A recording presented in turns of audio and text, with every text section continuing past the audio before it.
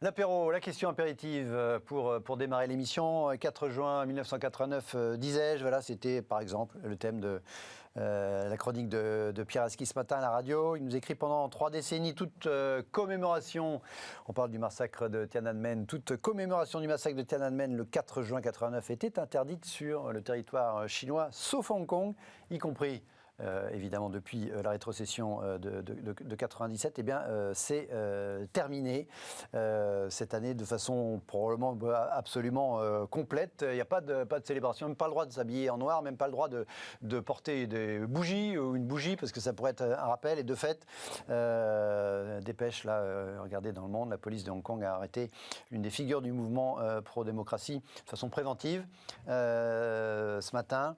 Une manière d'écrire le journal de montrer l'implacable détermination des autorités à empêcher toute commémoration dans la ville.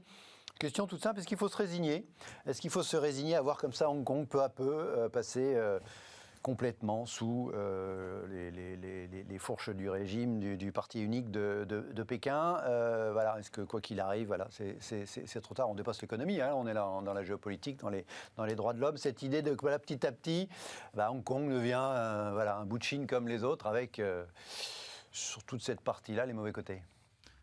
Il y a un processus de normalisation mémorielle. De toute façon, c'est la deuxième phase de la stratégie d'assimilation par la Chine de cette petite île. Hong Kong n'est une île aussi puissante que parce que les Anglais s'y sont installés pendant une centaine d'années.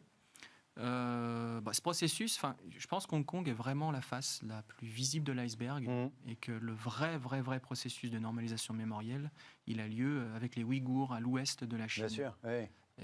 Il a déjà eu lieu au Tibet.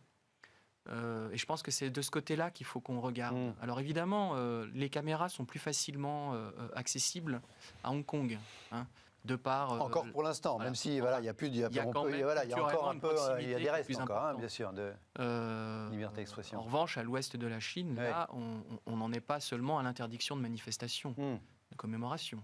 Il y a des camps, il y a de la violence organisée, de la violence d'État, et là, il n'y a plus personne pour en parler. Mais de fait, voilà, c'est vrai que ça représente une vitrine aussi de cette espèce de normalisation. Alors, il y a l'aspect mémoriel. Alors, les petits Chinois, ils n'apprennent pas du tout le 4 juin 89. Ils n'ont aucune idée de ce qui s'est passé s'ils n'étaient pas vivants à l'époque.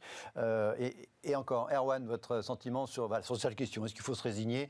En même temps, c'est tout petit, il n'y a pas tellement d'enjeux. On ne va pas envoyer les destroyers pour...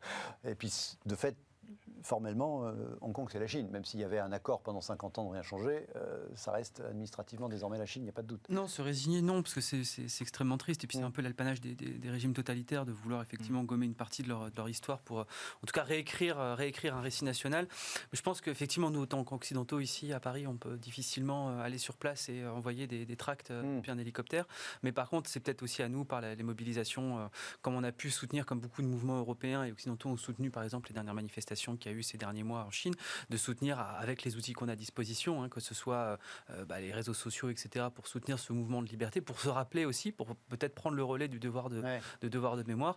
Et puis ça pose aussi la question, quelque part, d'avoir une Chine en fait, qui est absolument...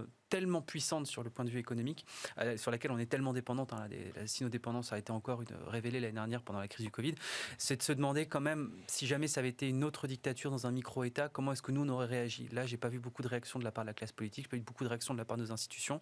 Il y a une forme de résignation aussi de la part de nos élites par rapport justement à cette méga-puissance, parce qu'on sait qu'on est pieds et poings liés devant elle. Et il n'y a qu'à regarder d'ailleurs l'attitude absolument agressive qu'on peut avoir les comptes officiels chinois francophones envers n'importe quel activiste. Justement, c'est clair, oui, y compris l'ambassade à Paris d'ailleurs, c'est très net, ça veut dire quelque chose. En tout cas, voilà, je résigne ou pas, je ne sais pas, mais du coup, au moins, vous le rappeliez, il n'y a pas beaucoup de...